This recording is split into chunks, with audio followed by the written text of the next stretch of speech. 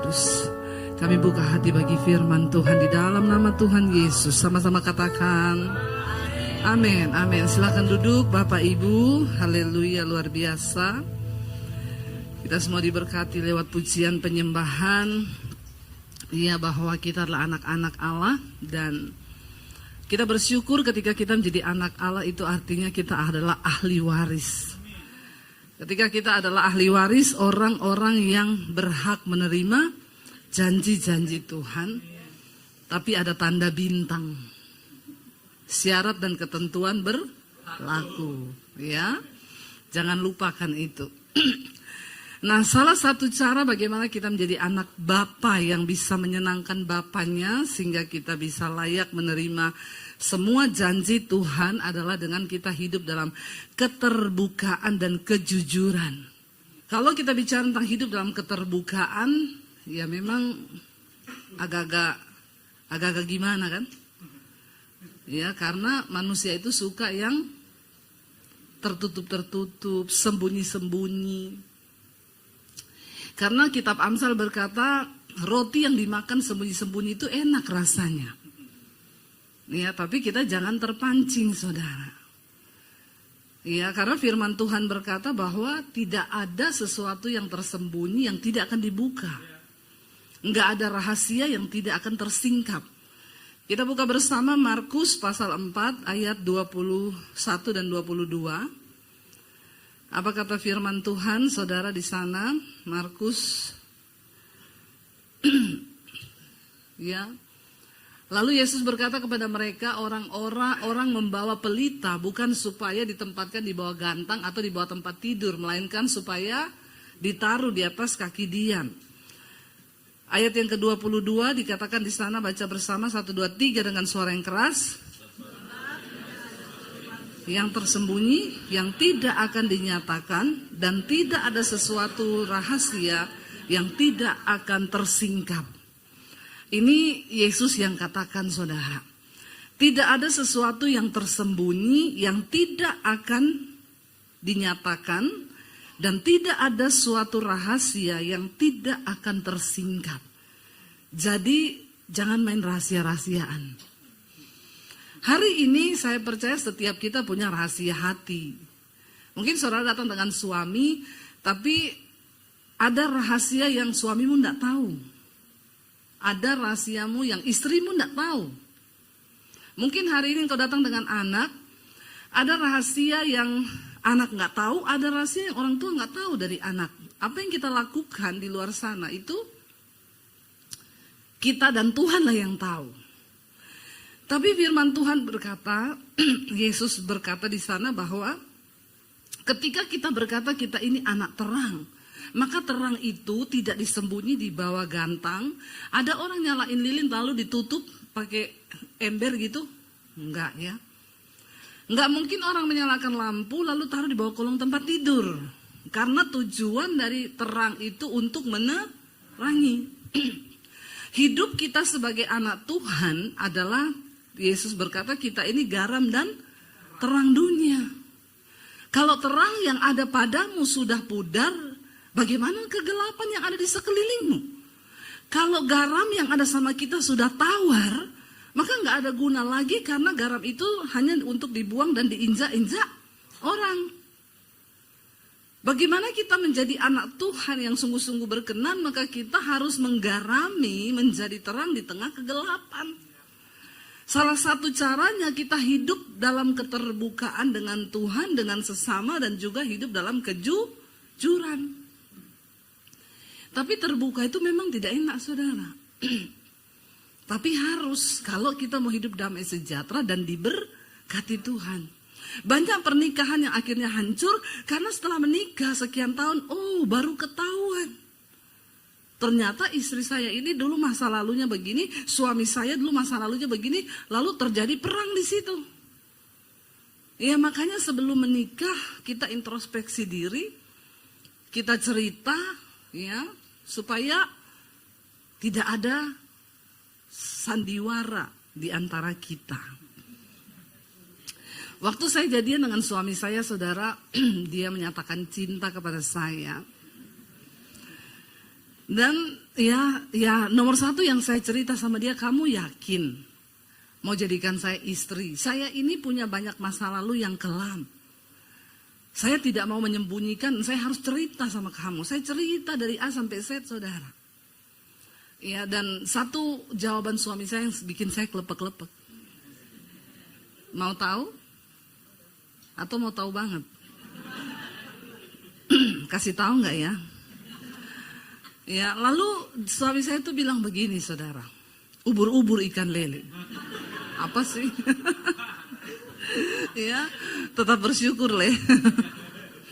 Jadi waktu itu suami saya bilang gini, ketika saya cerita semua masa lalu saya yang gelap, dia bilang, kalau Tuhan Yesus saja mau mati untuk semua dosamu, siapa saya?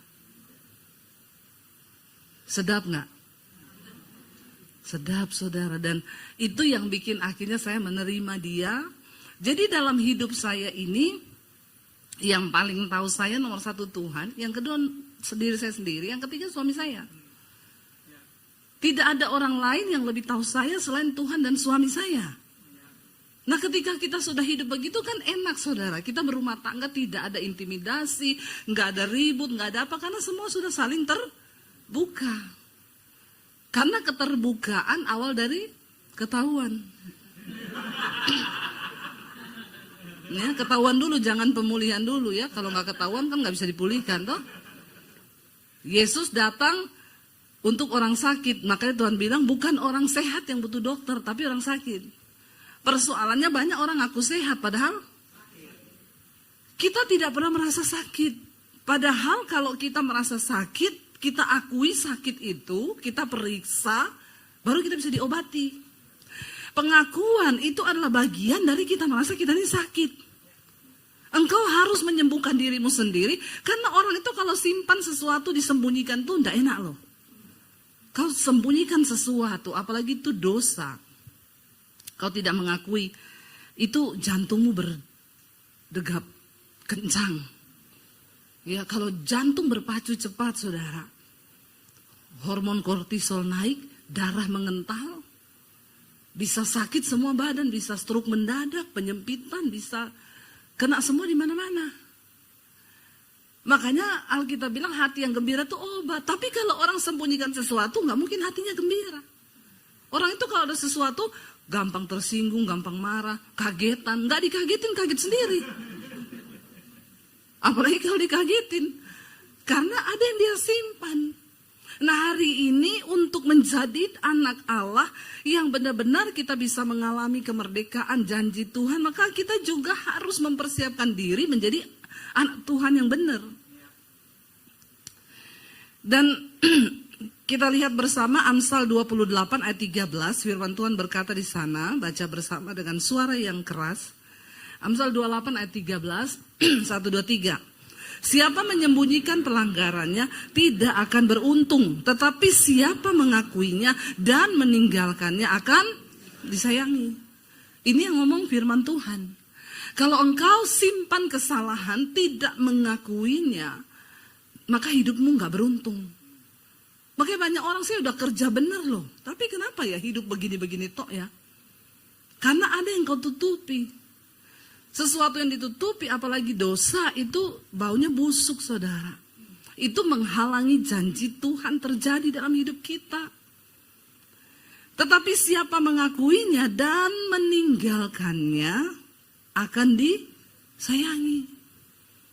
Ya, ayo kita akui dosa kita, kita cerita supaya hidup kita ini berkenan, beruntung, bahkan disayangi Tuhan.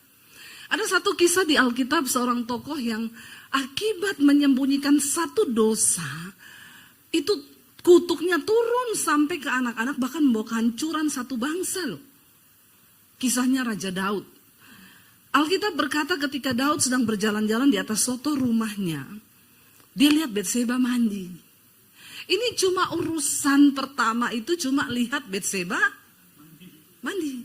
Urusan mandi toh ini bisa jadi kutuk ke satu bangsa, Israel. Ketika Daud jalan-jalan di soto istananya, dia lihat di bawah, ada perempuan mandi putih, rambutnya pirang, ya, bodinya seksi, nggak usah dibayangkan. Ada bapak-bapak yang mulai gini. Cepat bayangkan kalau yang gitu-gitu ya.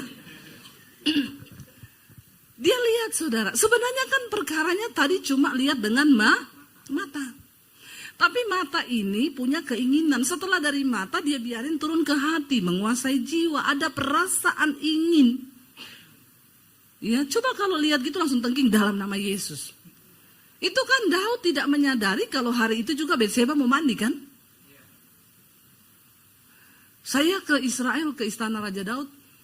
Memang saya baru mengerti, oh makanya dia bisa lihat Batseba mandi. Istana Daud itu di bawah itu rumah-rumah turun-turun begini. Jadi dari atas bisa lihat memang ke bawah. Kok iya pas kamar mandinya Batseba itu belum dipasang atap. Suaminya belum gajian kali, belum jadi dia mandi. Ya, saya kalau ke sana saya tanya sama tour guide saya, kamar mandinya Batseba mana ya? Dia bilang, oh nggak tahu Bu dari sini ya.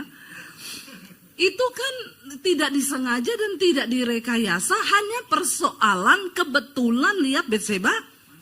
Perhatikan cara kerja dosa itu gila loh saudara. Makanya jangan terikat dengan film porno di sini ya. Kita nggak ada celah aja, itu setan bisa kasih begitu loh. Apalagi kalau kau tiap hari terikat lihat film porno terus dari pagi sampai malam, udah otakmu rusak. Ya, orang tuh kalau lihat film porno tiap hari, ngeri saudara, lihat sapi lewat, ih sapinya nggak pakai celana. Dari dulu itu sapi tidak pakai celana dari dulu. Kenapa otakmu kotor? Dari dulu. Tapi karena di sini udah rusak, lihat kambing itu, kambing telanjang, memang dari dulu. Bayangkan loh, ini yang tidak ada celah loh Daud, cuma pas lihat aja. Tapi Alkitab bilang, lihat dosa itu mengintip di depan pintu. Berusaha untuk membuat engkau terpikat. Bayangkan kalau tiap hari kau nonton film porno. Ya sudah, bayangannya aneh-aneh, akhirnya melakukan dosa. Lalu kau bilang, Tuhan Yesus sudah bayar dosa, kupret banget kau. Tidak berusaha untuk matikan daging. Ketika Daud melihat Batseba, dia WA prajuritnya, kesini dulu sebentar. Ya, datang prajuritnya, kamu coba cari tahu. Tadi siang aku tuh lihat ada perempuan mandi, titik koordinatnya di situ, ya. Rambutnya pirang panjang, badannya seksi, kamu cari tahu siapa. Enggak berapa lama prajurit datang, Raja, siap. Saya temukan orangnya, namanya Batseba. Dia istri prajuritmu dan sekarang Uria itu suaminya lagi pergi di medan pertempuran. Saudara, ini Daud ya.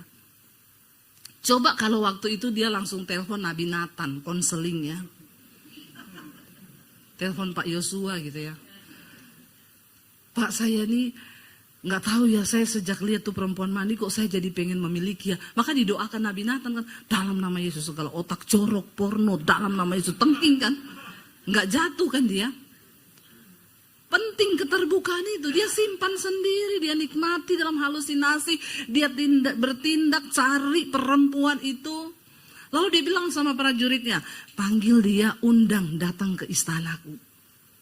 Prajurit datang ke rumah Batseba, Batseba, kamu diundang Raja Daud datang ke istananya.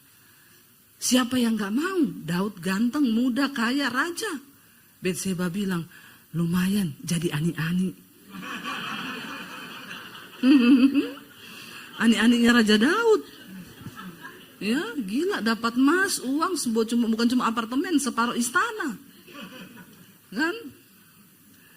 Pergilah dia saudara. Dia sudah tahulah pasti kalau raja panggil bakal jadi apa, dia udah tahu kan? Udah tahulah dia. Ketika diundang ke istana bukan cuma dipajak ketemuan. Hari itu Alkitab berkata Daud tidur dengan Batseba. Bukan ketiduran. Tapi dia tidur dengan Batseba, melakukan sesuatu dosa. Cuma perkara dari lihat dia mandi, kebayang-bayang panggil, undang, melakukan dosa.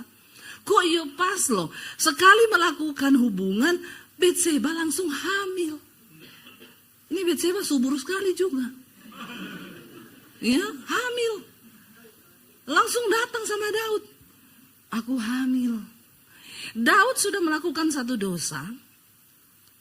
Pasti ada upah. Dosa itu ada upah, saudara.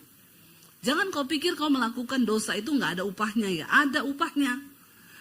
Ketika hamil, Daud harus cari cara. Bagaimana caranya supaya nggak ada yang tahu, nggak ada yang curiga. Satu-satunya suruh suaminya pulang tidur dengan istrinya. Supaya kalau istrinya hamil, suaminya tahu itu yang hamili dia.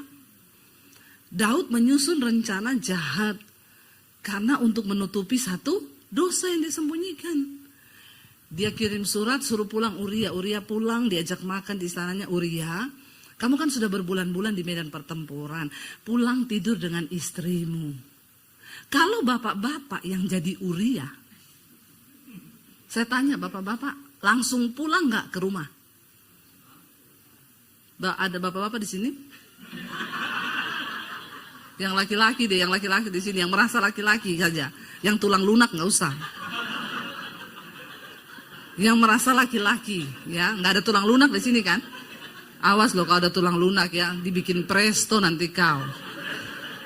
Ya, saya tanya kalau saudara laki-laki sudah lama berpisah dari istri berbulan-bulan di medan pertempuran, tiba-tiba sama rajanya suruh pulang tidur sama istri senang-senang di rumah, pulang nggak?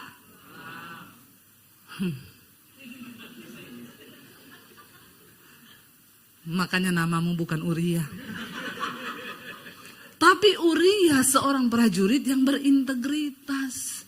Dia bilang sama Daud gini, Tuanku, teman-temanku lagi di medan pertempuran bertarung nyawa. Tabut Allah sedang ada juga di sana, itu lambang kehadiran Allah. Terus kau suruh pulang senang-senang dengan istriku. Tidak mungkin aku melakukan hal itu. Dia gak mau pulang tidur dengan istrinya, dia tidur di soto istana Raja Daud. Daud gondok, ini orang ya. Aku ini mau jebak kau, kenapa kau enggak pulang? Besok malam Daud bilang, oh aku tahu, kasih mabuk. Daud beli cap tikus. Dikirim dari Manado. Iya toh, cap tikus ini memang ampun nih cap tikus ini. Daud bilang pasti mabuk, pasti pulang ini. Dikasih minum cap tikus, mabuk Uria. Waktu mabuk Daud bilang pulang. Istrimu kangen sama kamu, tiduri istrimu pulang. Tetap dalam keadaan mabuk pun Uria integritasnya teruji loh.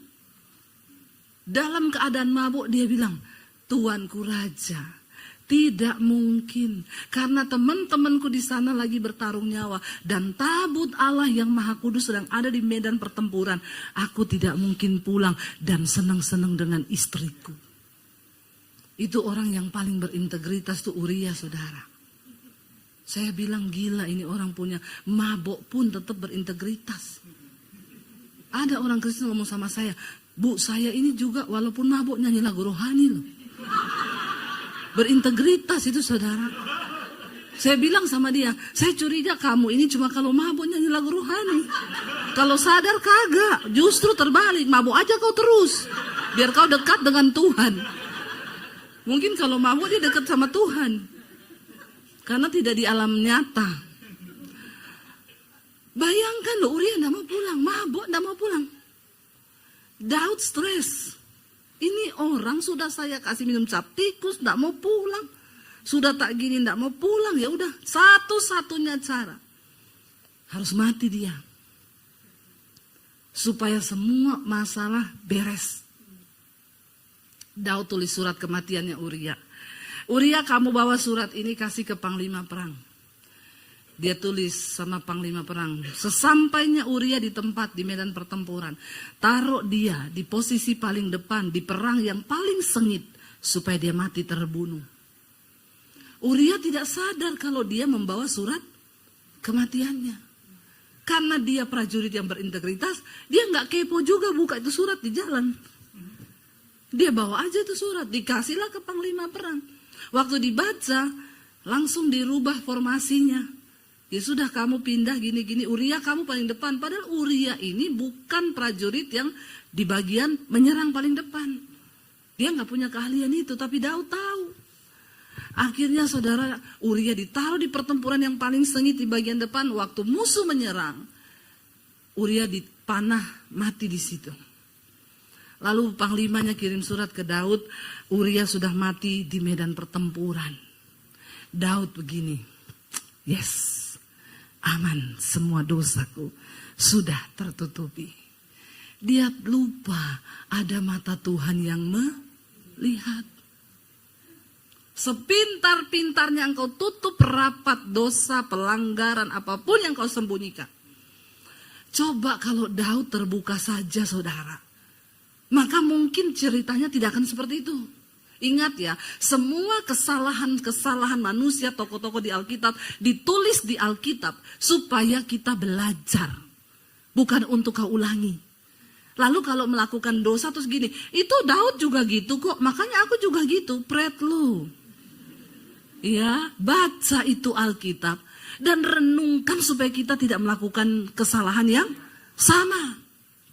Itu ditulis supaya jadi pelajaran bahwa akibat cuma lihat Betseba mandi berdampak sampai ke nasib satu bangsa. Saudara, coba kalau ceritanya Daud panggil Uria datang. Dia doa puasa dulu mungkin, Tuhan beri aku keberanian, aku mau jujur sama Uria. Lu kan lain ceritanya kan.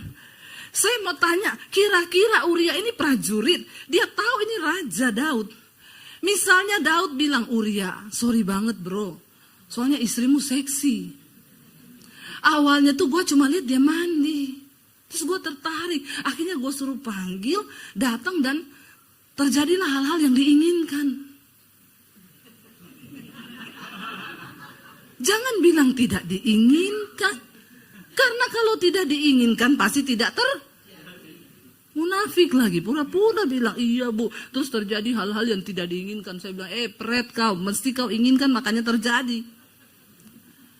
Kan bisa dia bilang terus Uria, aku salah besar dan aku berdosa, istrimu tak panggil ke istana. Ini bukan salah istrimu tapi salahku, aku raja.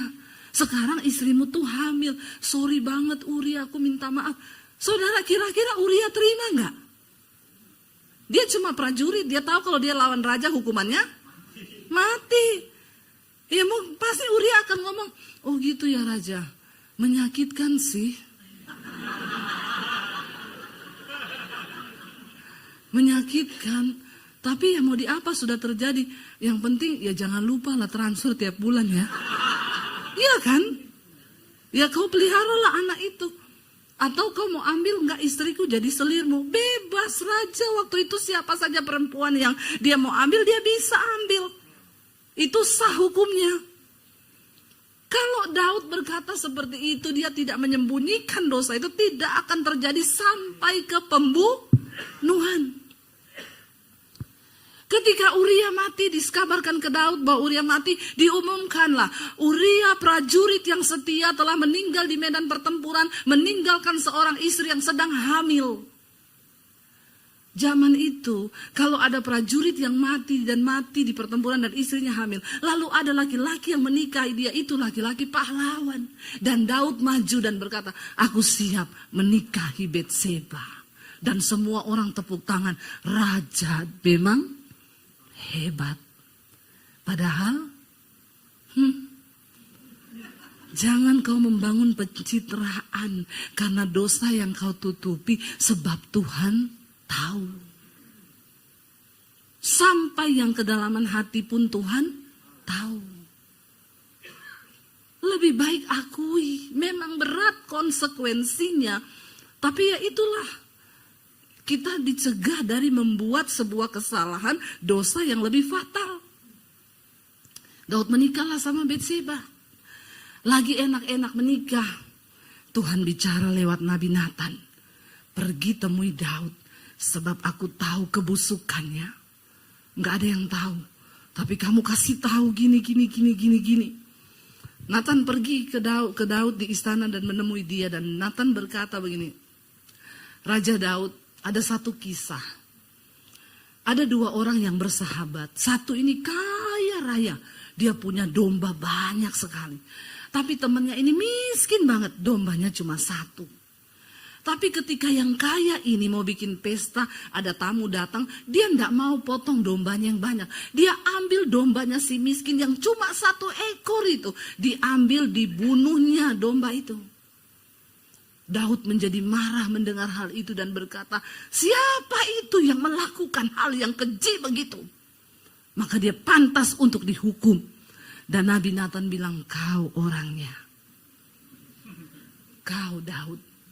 Kau bebas memilih perempuan mana yang bisa kau nikahi. Karena Tuhan memberimu kuasa. Bahkan semua segala sesuatu dalam tangan dan kuasamu. Tapi kau jahat, kau bunuh Uria. Prajuritmu yang setia cuma untuk memuaskan hawa nafsumu. Karena itu mulai hari ini. Kutuk Tuhan terjadi atas engkau dan keturunanmu. Mulai dari sejak hari ini. Keluargamu tidak akan pernah berhenti dari pedang. Terus akan terjadi perang-perang. Akhirnya Daud melahirkan. Dan anak yang dalam kandungan Betseba itu pasti mati. Karena itu anak kutuk. Anak itu mati. Dan terjadi pertempuran.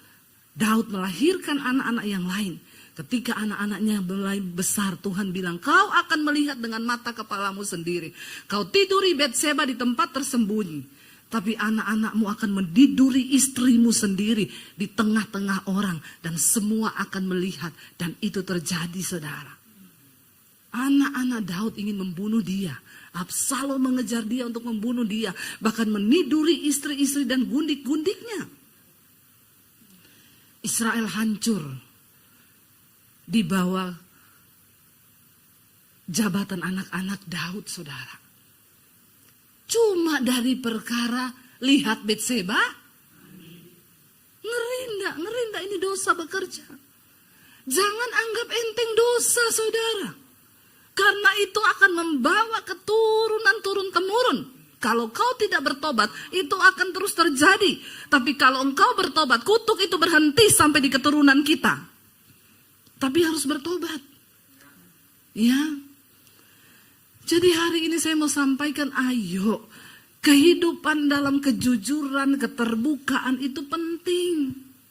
Kalau hari ini engkau masih mau menyimpan dosa, terbukalah saudara, kasih tahu. Karena tadi ayat ini berkata, orang yang menyembunyikan dosa dan pelanggarannya tidak akan beruntung. Justru sebaliknya sial. Biar kau mau kejar ilmu sampai ke negeri Cina, kau mau cari, ya lucu juga ilmu dikejar sampai ke negeri Cina. Padahal belum tentu ilmunya lari ke Cina toh. Bisa jadi dia lari kemana gitu, negara mana dikejar sampai ke Cina. Kau mau cari usaha sampai kemana, kalau kau tidak mengakui dosamu dan tidak meninggalkannya, maka kau tidak akan pernah beruntung. Tapi orang yang mengakuinya dan meninggalkannya akan disayangi. Coba bayangkan kalau kau jadi anak yang disayangi Tuhan. Tuhan bukakan pintu-pintu yang tertutup. Hal-hal yang mustahil menjadi mungkin. Sebab Tuhan sayang sama kau. Amin saudara. Ya baru kita bisa nyanyi tadi. I am a child of God. Jangan sampai kita sudah pede. I am a child of God. Tuhan bilang pret. Ya, ayo kita bertobat, kita kejar perkenanan Tuhan. Ya, supaya hidup ini terbuka di hadapan Tuhan, berkenan di hadapan Tuhan. Orang yang paling berbahagia di dunia ini bukan orang kaya, tapi orang yang hidup dalam kebenaran. Karena tidak ada yang dia sembunyikan, tidak ada yang dia tutupi. Ya, akui semuanya. Kalaupun kau jengkel sama seseorang, datangi orang itu, ngomong baik-baik. Aku mau ngomong dong, sebelum ngomong kita berdoa, yuk doa. Terus aku tuh jengkel loh sama kamu. Kenapa? Soalnya begini-begini. Kalau dimulai dari doa kan tidak mungkin. Itu cara kita mencegah iblis untuk mengambil kesempatan. Karena kita ini makhluk sosial yang selalu ketemu orang. Dan tidak disadari mungkin sikap saya satu saat bisa jadikan saudara kepahitan. Dengan saya khotbah aja ada yang kepahitan sama saya loh. Padahal saya tidak kenal loh dia. Bayangkan, tidak kenal aja udah kepahitan loh. Saya tuh nggak suka sama Bu Dewi itu. Kalau khotbah itu selalu. Ya, kemarin saya ke sekolah misi ngajar. Ada satu anak sekolah misi, saya tanya, kamu kenapa masuk ke sini? Saya tuh tadinya hidup dalam dosa, Bu. Terus saya tuh jengkel sekali loh kalau dengar khotbahnya Bu Dewi. kenapa kamu jengkel dengar khotbah saya? Soalnya saya tuh tersinggung banget kalau dengar ibu khotbah. Saya bilang, berarti kau berdosa. Kalau orang tidak berdosa tidak tersinggung dengar khotbah saya. Tapi puji Tuhan kalau kau tersinggung, berarti kau merasa masih peka. Ya, terus, tapi benar sih yang ibu ngomong itu benar. Tapi saya jengkel, tapi saya dengerin terus. Oh, puji Tuhan tuh. Akhirnya saya bertobat, Bu. Saya nangis sama Tuhan. Lalu saya menyerahkan diri untuk masuk ke sekolah misi ini. Ya, saya bilang puji Tuhan loh ya. Jadi saudara, kita ini bertemu dengan banyak orang. Kadang kita jengkel, kita marah, omongin aja. Sama suami istri juga begitu. Daripada kamu diem-dieman, simpan sakit hati, Tuhan tidak berkati rumah tanggamu, jauh dari ini, mending ngakui. Ya, saya kalau jengkel sama suami, saya ngomong. Aku tadi jengkel loh, kamu tuh ngomong begini-begini. Terus dia bilang, oh tadi kamu jengkel tuh. Orang Solo tuh. Ya, tapi selesai, sudah selesai. Nggak ada macam-macam gitu. Jadi enak kalau kita hidup dalam keterbukaan. Tapi dosa yang disembunyikan, ditutupi itu pasti akan membawa dampak buruk dalam hidup kita. Saya tutup dengan satu kesaksian saudara. Satu kali suami saya kehilangan kredit card. Baru sadar itu hari Senin. Lalu saya telepon ke banknya, Mbak saya mau lapor kredit card suami saya hilang, atas nama siapa ini. Hilangnya kapan Bu? Saya baru tahu hari Senin ini. Sebentar saya buka ya, dibuka, oh ini hari Minggu ada pembelanjaan sekian juta di mall ini, terus sekian puluh juta di supermarket ini. Oh, lah Mbak tapi kan itu bukan kita yang pakai. Ya Bang nggak mau tahu, Ibu harus tetap bayar karena itu atas namanya suami Ibu. Akhirnya saya telepon ke kantor asuransi karena saya tahu hari Jumat kredit card itu difotokopi di satu perusahaan asuransi untuk kebutuhan di auto debit setiap bulan. Saya tanya Mbak, kemarin itu kan suami saya fotokopi kredit card, ketinggalan nggak ya kredit cardnya? Oh enggak Bu, saya sudah balikin sama Bapak sendiri yang terima kok. Ya, oh jadi bener Mbak ya yakin, soalnya ini hilang. Oh tapi sudah. Oh yaudah makasih ya Mbak. Akhirnya saya pergi ke mall itu saudara. Saya lihat, oh ini belanjanya di mall itu.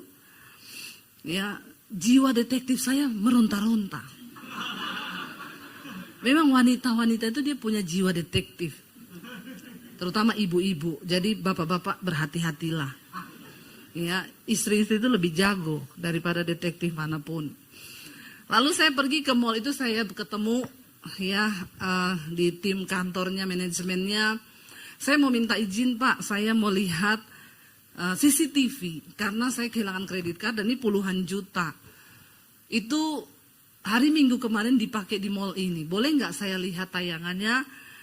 Di kasir nomor berapa, jam 2 siang kemarin Minggu pembelanjaannya sekian. Oh maaf Bu, karena ini sifatnya privacy sekali, kami tidak bisa kasih Ibu masuk ke dalam. Oh kalau gitu saya bawa polisi ke sini. Ibu jangan bawa polisi ke sini. Kita bicara baik-baik Bu. Jadi gimana? Saya ini kan kalau kecuali Bapak mau bayar nih kredit card. Enggak, gini aja Ibu tanda tangan surat, nanti kami perbolehkan Ibu masuk. Surat pernyataan bahwa tidak akan diperkarakan polisi. Ya iya kalau kamu kasih saya masuk, saya tidak perkarakan. Tapi kalau kamu tidak kasih, saya bawa polisi. Enggak apa-apa libatkan polisi saudara. Karena polisi itu sebenarnya pemerintah itu wakil Allah. Yang penting jangan dibayar.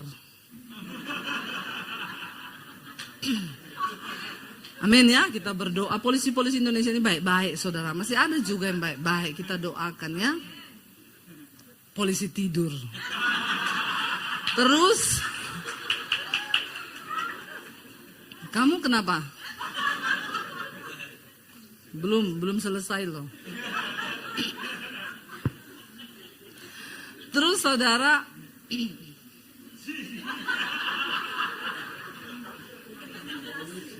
tepuk tangan buat ini, rambutnya mantap luar biasa itu ya. Saya tuh bisa dijadikan model Mas Shiro loh. Itu pasti langsung booming, meledak itu Mas Shiro di mana-mana ya. Keren, rambutnya keren. Itu perjuangan loh buat gitu. Saya jadi berpikir saya bisa nggak ya? Bisa ya, ajari ya. Saudara sampai di mana tadi? Polisi. Akhirnya dia bilang, oh jangan Bu, Ibu tanda tangan aja. Saya tanda tangan surat, saya dibawa masuk di ruang CCTV. 3x3 saudara. Isinya semua monitor kecil-kecil. Bu, pembelanjaan jam 2 siang dengan total segitu ada di kasir nomor 7. Ini orangnya. Saya lihat, itu sekretarisnya di perusahaan asuransi. Dia pakai baju hijau, pakai tas coklat, rambutnya dikucir. Oke, bisa di print out nggak fotonya sama pembelanjaannya? Saya bawa, oke Bu, saya bawa saudara. Saya keluar dari mall itu, saya telepon sekretarisnya. Mbak, saya mau tanya sekali lagi, kamu benar-benar nggak tahu kredit card itu? Ya ampun Bu, demi Allah. Ada orang-orang berani bersumpah membawa nama Tuhan demi menyembunyikan dosa. Dalam hati saya, kalau Tuhan saja dia sudah tidak takut, ya apalagi cuma kita. Oke Mbak, kalau gitu benar kamu nggak tahu. Iya Bu, berarti Ibu jangan menuduh saya loh. Ya, saya tidak menuduh. Besok jam 9 kita ketemu di kantormu sama bosmu, semua direksinya. Saya mau ketemu. Saya telepon bosnya, teman saya. Bu, saya sudah tahu yang curi kredit card saya. Besok kita ketemu karena saya sudah punya bukti ya di kantornya Ibu. Siapa? Jadi Bu Debbie tuduh sekretaris saya. Bu, itu sekretaris saya puluhan tahun kerja di saya. Dia pegang semua kredit card saya. Selama ini aman-aman aja. Besok kita ketemu jam 9. Ketemu dengan semua direksinya saudara. Mbaknya dipanggil di tengah-tengah. Saya bilang, Mbak sekali lagi saya mau tanya. Kamu tahu nggak persoalan kredit card suami saya? Demi Allah. Masih bersumpah. Langsung saya buka saudara. Ini loh Mbak. Jam 2 siang hari Minggu kemarin. Kamu belanja ini sekian juta. Lalu jam 3 sore kamu turun ke bawah di supermarket. Kamu beli lemari. Semua pembelanjaanmu sekian puluh juta diantar ke rumahmu, ini bonnya, ini alamat rumahmu, bener nggak? Ini fotomu, pakai baju hijau, tas coklat. Langsung dia nangis di situ saudara.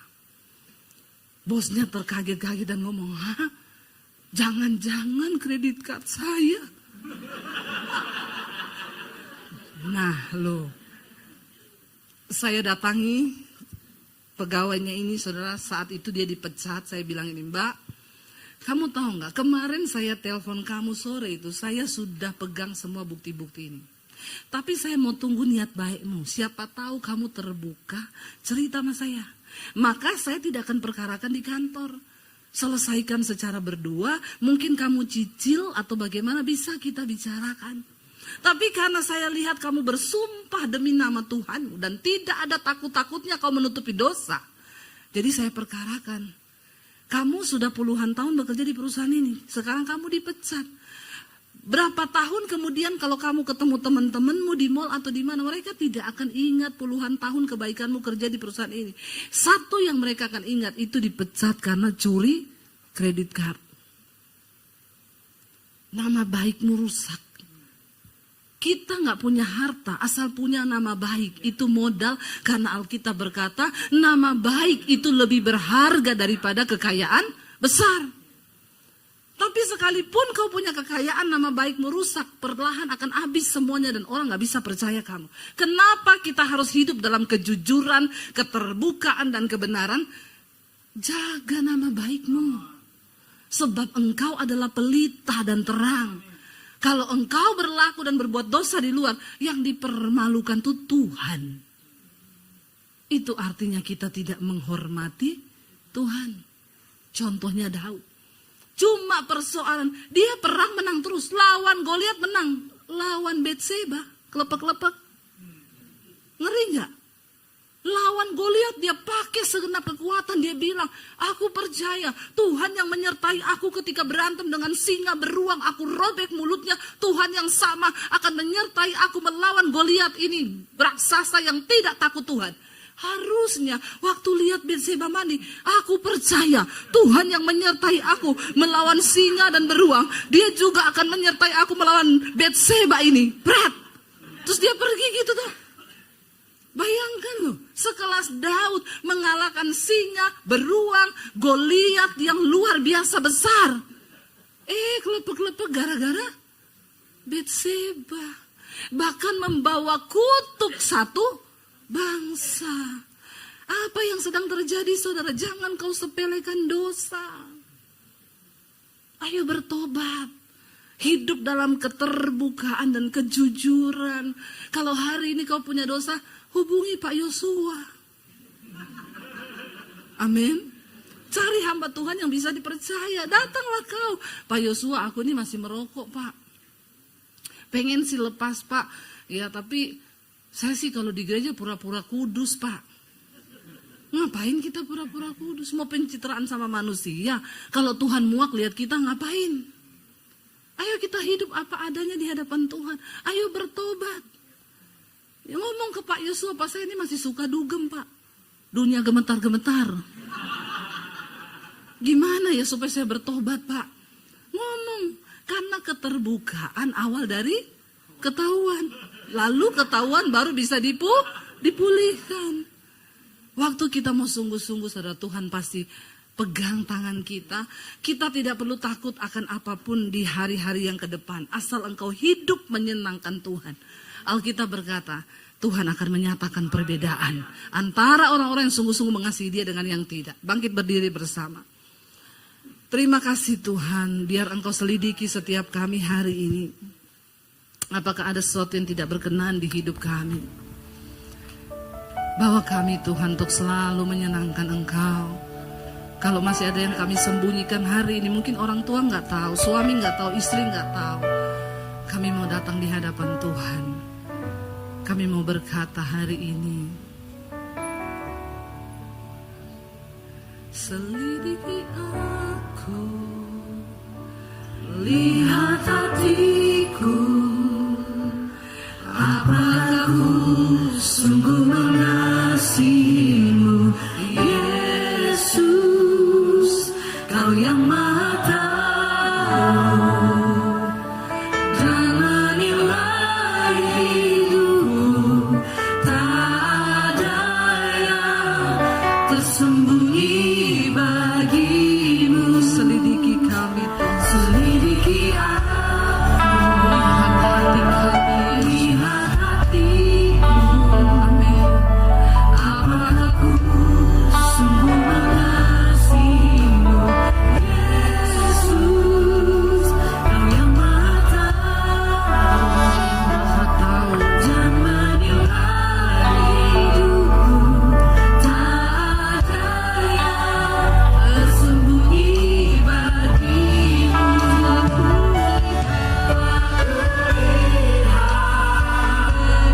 Kebaikan-Mu yang tak pernah habis di hidupku.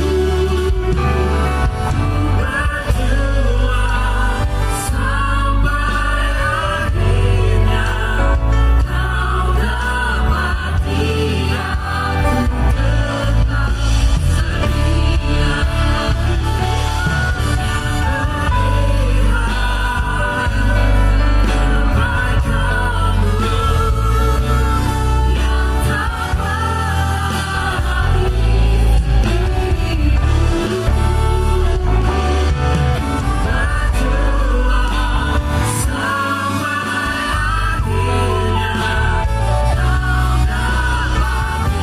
aku tetap setia. Mari tutup mata dalam hadirat Tuhan, saudara. Dengan hati yang terbuka kita katakan, Tuhan selidiki kami Tuhan. Selidiki hidup kami. Mungkin orang yang di sekeliling kami, yang di sebelah kami bahkan tidak tahu. Kami mau terbuka di hadapan Tuhan. Sebab berbahagialah orang yang mengakui dosanya dan meninggalkannya. Maka dia akan disayangi Tuhan. Hari ini Tuhan kami datang membawa hidup kami. Layakkan kami menjadi anak-Mu yang Kau sayangi Tuhan. Kami tidak ingin menjadi anak-anak gampangan, anak-anak yang memberontak karena kami tidak taat pada firman Tuhan.